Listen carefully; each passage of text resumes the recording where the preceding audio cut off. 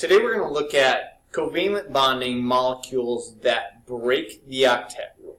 Generally, breaking the octet rule means only your central atom is going to break the rule. The other things are following the octet rule, but they're strong enough that they can force the central atom to break it. There's a number of molecules that do that. Some of them we're actually going to start using some of the noble gases, the elements in the far right-hand side, the right-hand column: helium, neon, argon, krypton, xenon, radon. We're going to be using those for some of them. Otherwise, phosphorus, sulfur, selenium a little bit. There are times even things like iodine can be forced to do it. So, starting off with, we're going to look at a made-up molecule. It might exist in the lab somewhere. But we're going to look at ArCl4. So argon tetrachloride. So argon, I'm going to say we're going to start this the same way that we always do. We're going to start off just by kind of drawing Lewis structures for each of them. So argon, it's in column 8, so it has 8 outer shell electrons. 1, 2, 3, 4, 5, 6, 7, 8. All right, already we're going to see how it's tricky. It has a full outer shell already. So chlorine, we're going to go Cl. It has in column 7 outer shell electrons. So chlorine's going to want 1 bond on it. So this is where we're going to have to think through it a little bit. We have argon, which has those 8 electrons on it. Chlorine wants 1, and I have 4 chlorines. So I'm even just going to draw them out there. And then, alright, so at this point it's not very clear how I'm going to do this. One of the big things, remember, whenever it is we have a formula like ArCl4, that means all of these things are bonded together. I can't just have argon and then like 2 chlorine gas molecules, 2 Cl2s. That's not what that formula tells us. That formula tells us we're looking at 1 molecule with 4 chlorines and 1 argon bonded together in some way. For breaking the octet rule like this, essentially just start breaking up the molecule. Alright, so looking at this, I know my chlorines each want a bond. Argon doesn't really have any bonds to give up. One of the things it can do is the chlorine can essentially force that argon to start sharing individual electrons. So now rather than going line to line, I'm going to go from lines of chlorine. This way. I'm going to go from lines of chlorine, I got to work on that, to electrons of argon. So now keep in mind, we're not just going to go willy-nilly with this. We're going to go to specific electrons. So for instance, if I go from this bond here up to that electron, that means this electron is now alone. It doesn't want that, so let's throw that electron right there. Essentially, chlorine has forced that argon to break up that pair to share with those chlorines. And so let's do it with these 2 chlorines as well.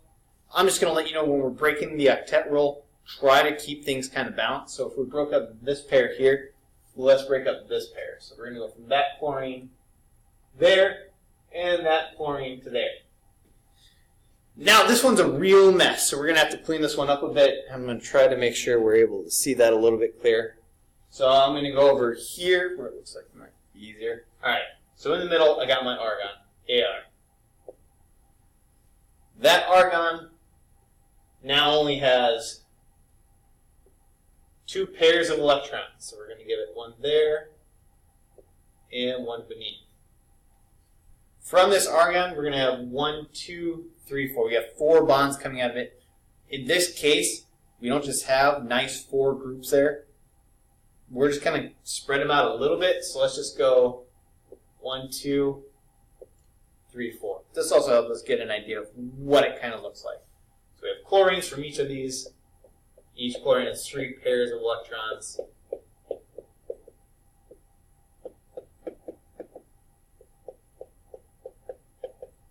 Alright, so right now, that's kind of our argon molecule. If I step over here, as you can see, we've kept the 2 pairs of electrons on it.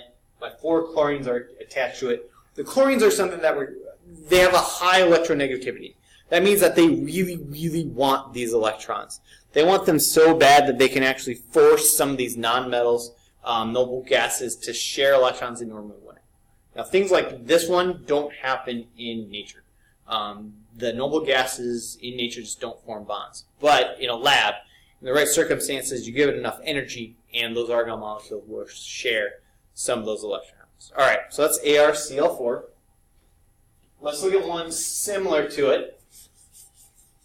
Let's look at xenon hexafluoride. So Xe(F6). 1 xenon molecule, 6 fluorines. Okay? So starting off the same way, I'm going to draw examples of each of them. And since there's 6 fluorines, I'm going to go quick. Xenon, once again, though, column 8 outer shell electrons. That means xenon's full. F6, fluorine is in column 7 outer shell electrons. Each fluorine is going to have 7 outer shell electrons. It's like each fluorine is going to want 1 bond and have 3 pairs of electrons. I'm hoping that's somewhat visible on the video. Alright, good enough anyway. I think you can make sense of what's going on there. Alright, xenon, 8 electrons. Fluorines, we have 6 of them, just like what we saw with there's no way, xenon doesn't normally form bonds like that. However, it does have those pairs of electrons, so let's go ahead and start splitting those up. So let's go that fluorine to that electron, that fluorine to that electron, that fluorine there, that fluorine there, that one there, and let's loop around right there. Alright. I got them connected. It does not look pretty at all. So let's draw this closer to what we'd see in nature. Xenon in the middle. Xenon has 1 pair of electrons there. I'm going to throw them just up at the top. You can put them wherever you want, so long as you realize these things can rotate. 6 fluorines. Drawing this out, let's just draw normally, where I would put the electrons, let's just draw spokes coming out there. Each one gets a fluorine.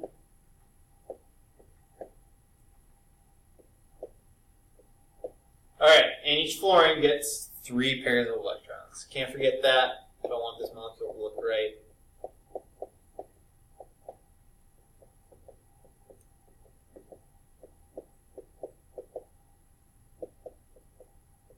Alright, it'll look something like that. It's not too tough. Once you know, if you see noble gas, know that you're breaking up those pairs of electrons. I mean, there's just no choice with that. So look at my time here. All right, time for one more.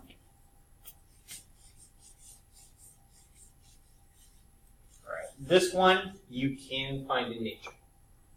We're going to look at phosphorus pentachloride, PCl5. This time we're not working with the noble gas. We're working with phosphorus, which is right underneath nitrogen. So right away you should kind of be seeing how this is going to work. So phosphorus is in column 5 outer shell electrons.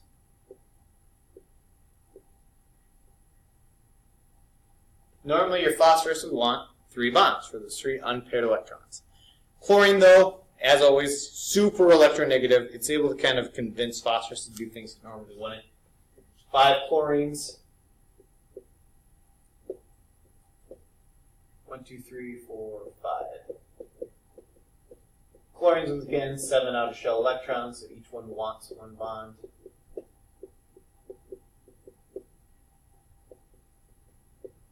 That's another thing you should be picking up on, too. All of these that are breaking the octet rule, they all involve, or the ones I've been doing, all involve halogens, your fluorines, your chlorines, bromine to a lesser extent. Most of the ones that can cause things to break the octet rule will be in that 7th column. There are some times when oxygen kind of can, but we're going to talk about that next time. All right. I have 5 chlorines. Each one wants an electron to bond with. Phosphorus has 5 electrons. I think you guys know what to do with this. Those 5 electrons are each getting bonded. So, we're going to go there, there, there. Let's go there, and there. Not pretty at all, but it does tell us quite a bit. The first thing it tells us, phosphorus has no pairs of electrons on it. So there's no electron region here. It's just completely surrounded by fluorines. Next, let's put those chlorines, my bad. Chlorines, it's surrounded by chlorines. So let's just start, let's go 5 spokes. Kind of like a stick figure. And there's a chlorine on each one. With that, the chlorines then have 3 pairs of electrons along with that one bond.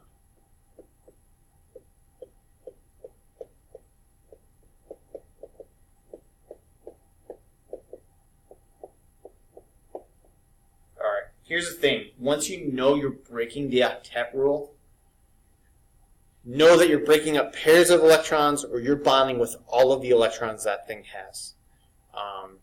Generally, it's, once again, you're going to take those halogens, those 7th column elements, and you're just finding them an electron to bond with.